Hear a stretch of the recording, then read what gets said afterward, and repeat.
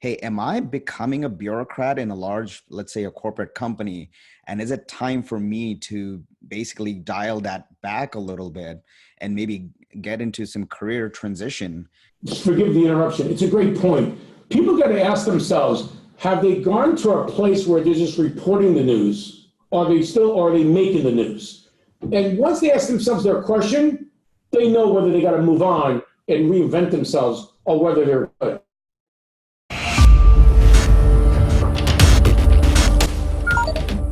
Welcome to the Career Nation Show, where you learn the strategies and tools to own and drive your career. Find out more at careertiger.com.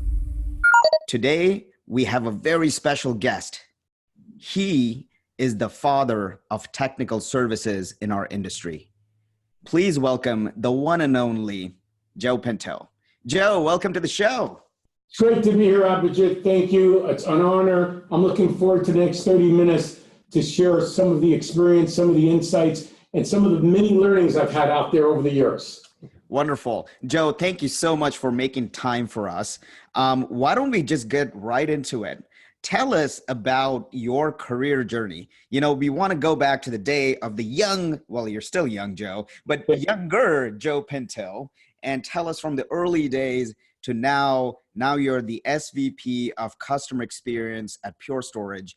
Walk us through the journey. How was it when you were just starting out to now? Sure. I started out in high tech when I was 19 years old, when my brother sent me the want ads, there's an old term, of San Jose, California. And the San Jose Mercury want ads were equal in size to the New York Times. Now you gotta remember, the New York Times was serving 8 million New Yorkers, and the San Jose want ads were serving 650,000 people in the greater San Jose area. So it was not rocket science to figure out that all the jobs were in San Jose, California. So I was in the middle of college. I was studying in engineering. I decided I would come to San Jose. I got hired on as a technician because back then they were really looking for technicians in addition to engineers.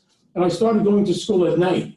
Interesting fact, at one point I was earning more in tuition reimbursement than what I was getting paid. I started off working in startups because I got some career advice early on that since I was a young man with no obligation, no responsibility, that even though I could lose my job working in a startup, so what's the big thing? You got no responsibility, you got no obligation. So I was very fortunate after several startups and small companies that in the beginning of 1991, I landed my job at Cisco as a support engineer at Cisco when Cisco was a very small company. You're in this area of customer experience, and what's happened over a course of time, and you know this better than anybody else, is companies are moving to a subscription model, and they're trying to figure out a way of providing a better experience for customers. They're going through maybe adding some customer success capabilities. Tell us a little bit about your role at Pure Storage. What do you do, and how does creating a customer experience play a part in the bigger work of the company? Well, first I'll talk about the industry. I grew up in the industry when technical support was viewed as kind of like, oh, we've got to do that. But over time, because of the customer lifecycle, that's one of the most valuable things a company can do now. Because it used to be customers made purchase decisions based upon best-in-class technology and on ease of doing business. But both those elements have taken somewhat of a backseat to who's got the best life cycle for the customer that can give them the best outcome, the best solution. So to me, the customer experience is really much more than what it used to be, which was the customer bought assets, they capitalized the assets, and they took on all the risk. The world has changed, where the vendor has to take on much more of the risk around driving to an outcome. The customer consumes on a monthly basis, paying a subscription based upon ongoing value that's created. It puts a lot more pressure on the supplier to create value from the point of sale that the customer will realize. And keep in mind that SaaS subscriptions, although they sound really good, are easy to stop. In the old days at Cisco, when customers used to talk about, I might throw this router or switch out the window, throwing a physical piece out the window would be difficult to do. It might be harmful to the environment. But in a SaaS world, there's a lot of pressure on the manufacturer, on the vendor to create ongoing value. And too often I hear people talking about reoccurring revenue.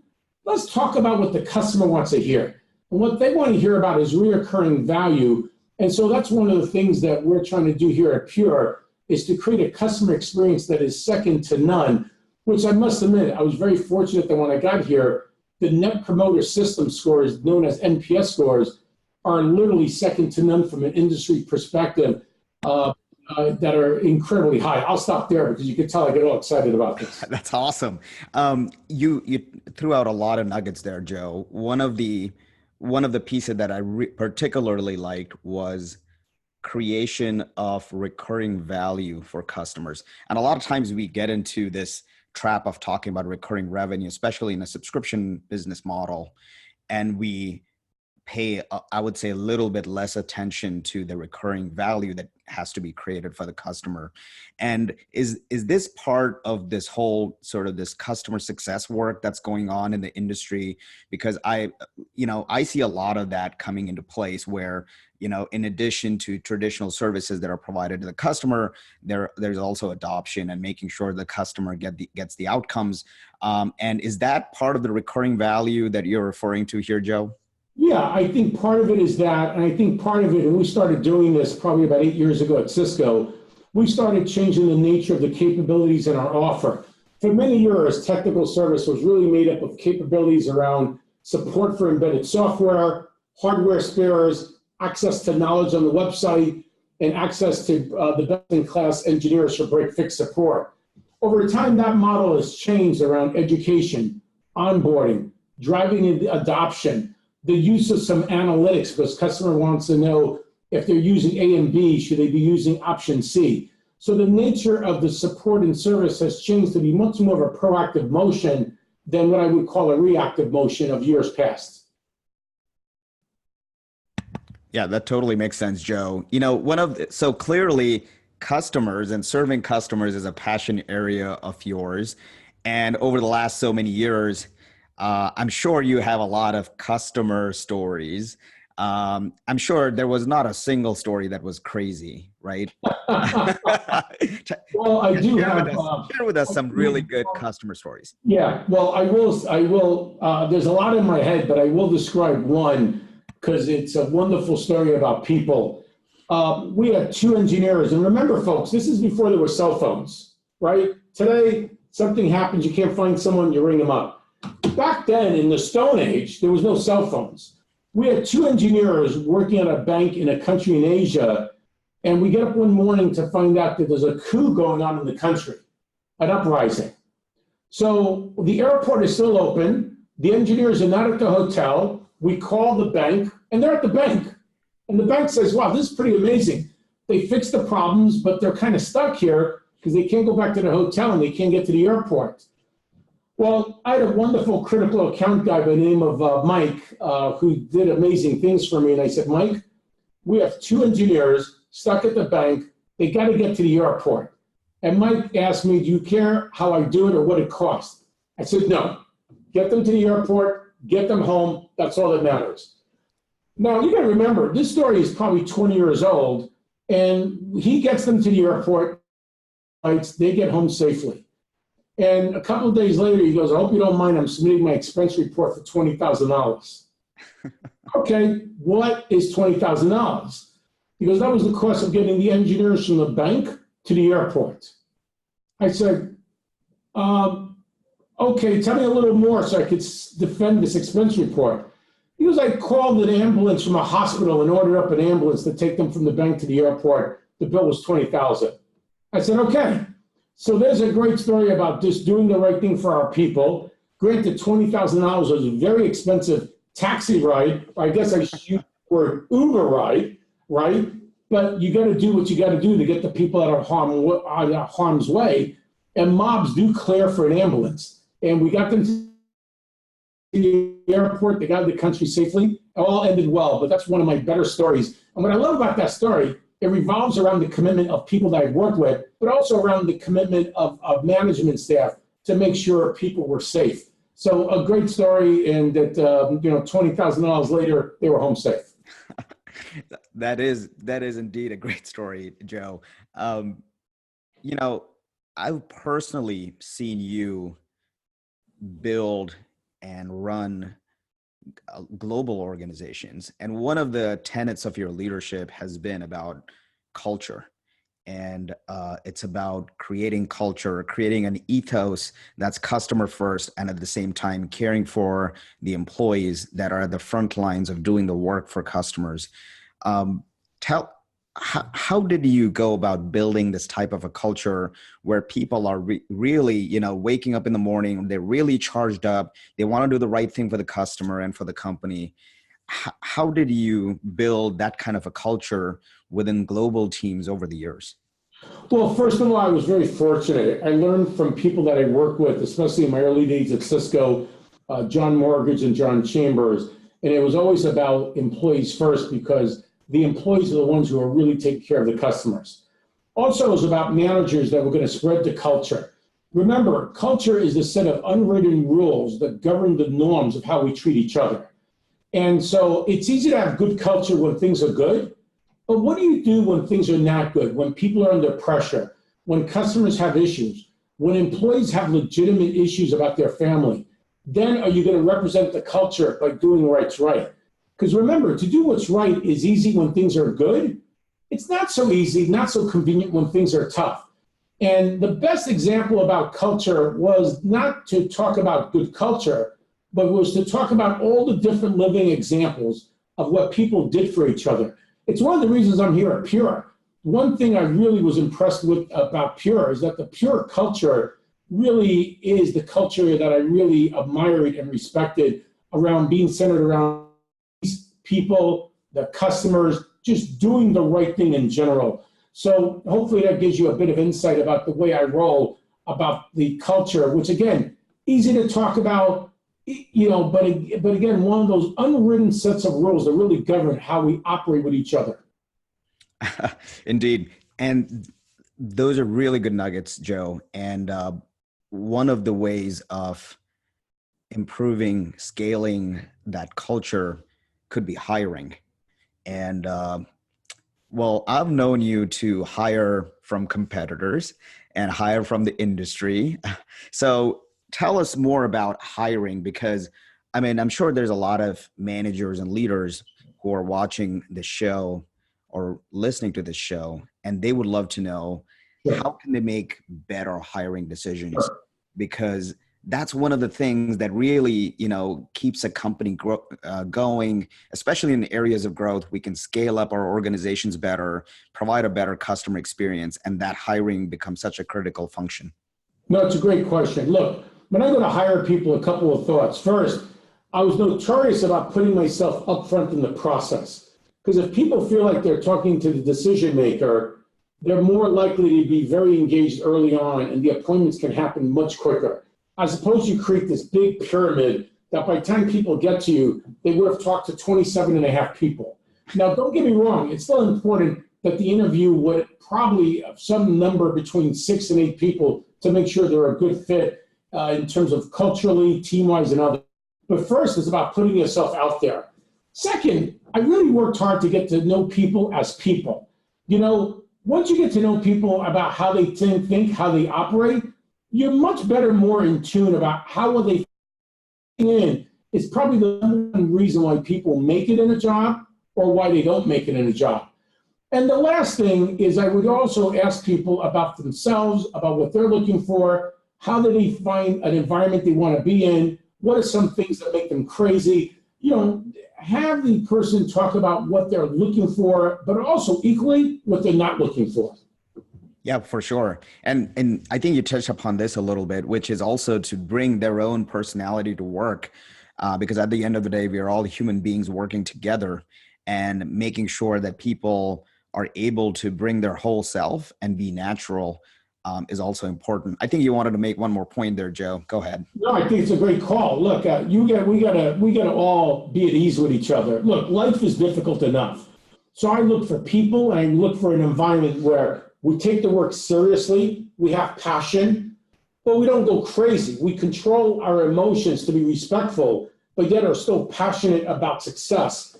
with that. I think sometimes people get a little confused about, being driven and passion, and realizing the fact that we're all humans, we're dealing with family issues, health issues, illness issues, and other things that make us all human. Yeah, for sure. Well, Joe, here's what we're going to do. From taking ourselves seriously, we're going to go to the other end of the spectrum, and we're going to play a game that we play on the show. It's called Favorites. And we're going to ask you a couple of questions about your favorite things, and you got to tell us what is your favorite thing and why is that thing your favorite. Okay? Okay. The first question is, what's your favorite app? My favorite app. Okay. My favorite app is going to be, this is going to be a bit of a strange one, but my favorite app is going to be the Wine Spectator app, of how I can keep track of different wines. Being of Italian background, certainly I grew up, exposed to wine, and that it's certainly part of my heritage.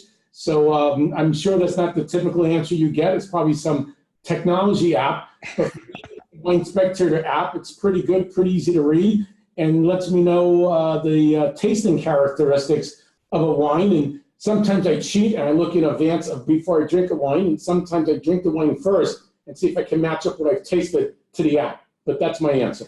Oh, that's awesome. I will be sure to look up Wine Spectator app before I buy the next Christmas gift for you, Joe. Be careful. They have a freemium premium, but then if you want to pay a little extra, a couple of bucks a month, then you get more information. So it's just like high tech, they have a SaaS model too. Oh, of course. Let's see. A couple more favorites. Do you have a favorite book or a favorite quote that you go by? I've got a favorite book. It was a book that I read early in my career at Cisco called Barbarians to Bureaucrats, written by Miller. And it's a book that talks about different stages of management. And at the first stage, you're at a startup, everybody's a barbarian, everyone's just trying to get things done. And if you're going to burn down the building, you burn down the building. Then over time, you go, we should work in synergy. If we work in synergy, maybe we don't have to torch so many buildings, and we can work as a unified force. Then over time, you go, maybe we should have a vision so we're a little bit more efficient as we act as barbarians. The fourth stage is you become a good administrator. That sounds bad, but it's really not. You're getting people reviewed, you're getting people their stock, their pay, their benefits, and that's okay. But the fifth stage is the most dangerous stage. That's where you've gone from a barbarian all the way to a bureaucrat, which once you've gone there, then you're 1 foot from the grave. So Barbarians to Bureaucrats, written by Miller, a great, easy read. Oh, that's brilliant. And I like that part a lot, where you mentioned the last stage is a bureaucrat and then you're 1 foot away from the grave. It's also a very important stage where someone can think about that as, hey, am I becoming a bureaucrat in a large, let's say a corporate company? And is it time for me to basically dial that back a little bit and maybe get into some career transition? Forgive the interruption. It's a great point. People got to ask themselves, have they gone to a place where they're just reporting the news? Or are they making the news? And once they ask themselves their question, they know whether they got to move on and reinvent themselves or whether they're good. Reporting the news versus making the news.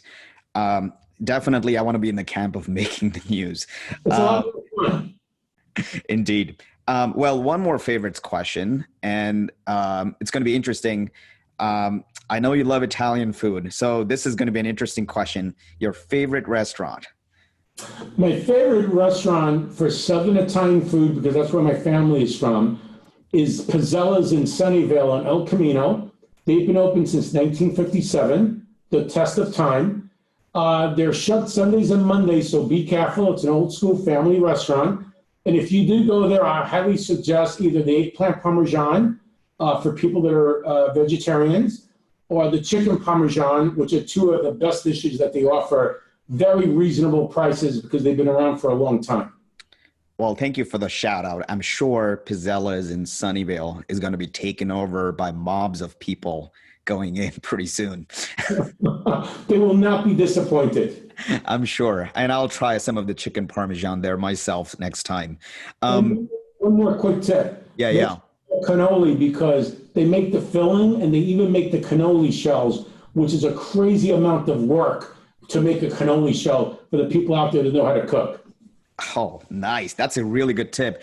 Any tips on espresso beans, coffee machines, your favorite coffee, Joe? As long as it's an espresso or a cappuccino, I am certainly good to go. I must admit, I think Ely is one of my favorites, but trust me, I drink espresso of many brands as well.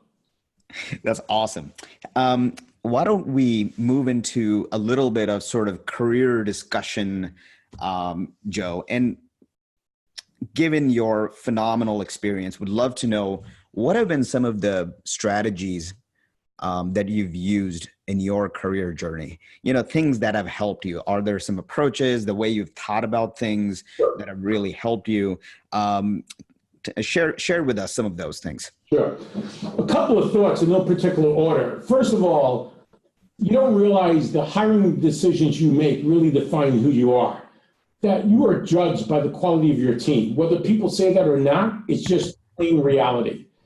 I think the other thing is to realize there's moments that matter. I knew in my early days at Cisco, there were several major customer situations where I knew that those were matters that would define Cisco, would define my career. And to know it in the moment, not all matters are equal. So you got to know when it's time to up your game. And I know people say, well, I always up my game. No, you can't up your game all the time because quite frankly, it is a marathon and not a sprint.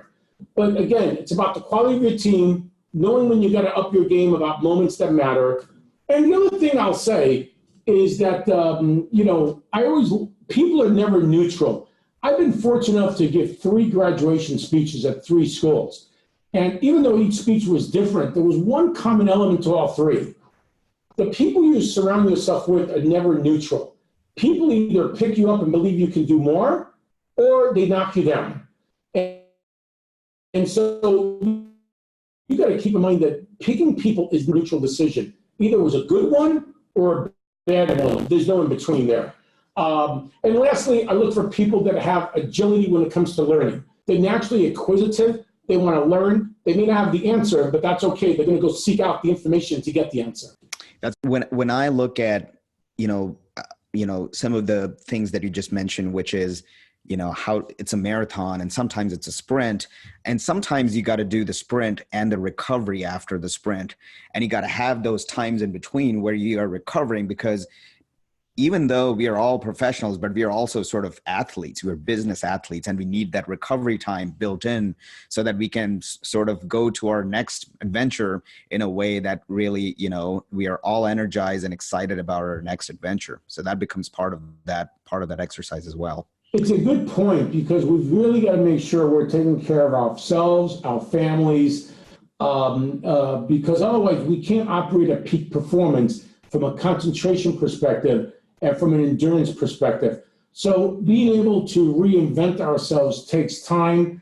We got to give ourselves time to think, time for physical exercise, whether it's walking or whatever it may be, and also time for our families. So we have a strong foundational backbone at home, which permits us to exceed in the workplace. Yeah. And so let me ask you a slightly different question on that.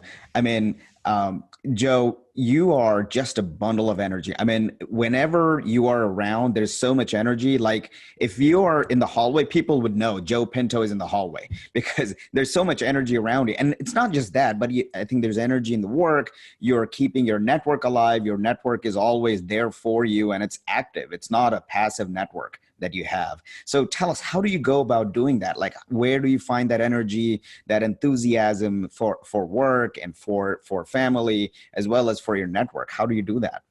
Well, I think it starts with a couple of things. I had some amazing parents that were simple people, but believed that every day was a gift and they treated everybody, regardless of who you were, with respect and kindness. And I saw that firsthand. Second, I got an amazing wife next month, 36 years married, right? Awesome. Congratulations. Thank you, who's been incredibly supportive. But, in my heart of hearts, I realize each day is a gift. Why do I say that?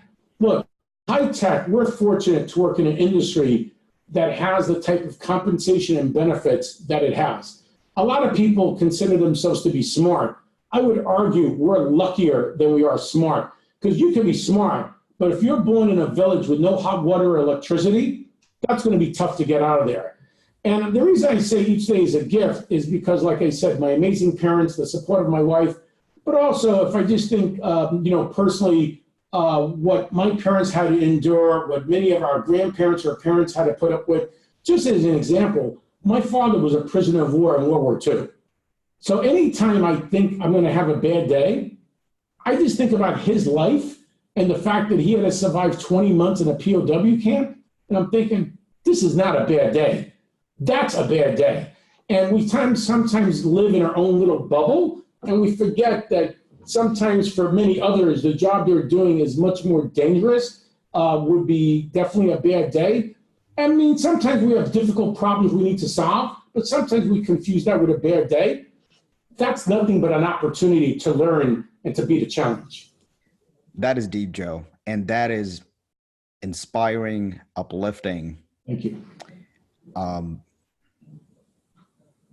Well, let me ask you this as we sort of conclude our session.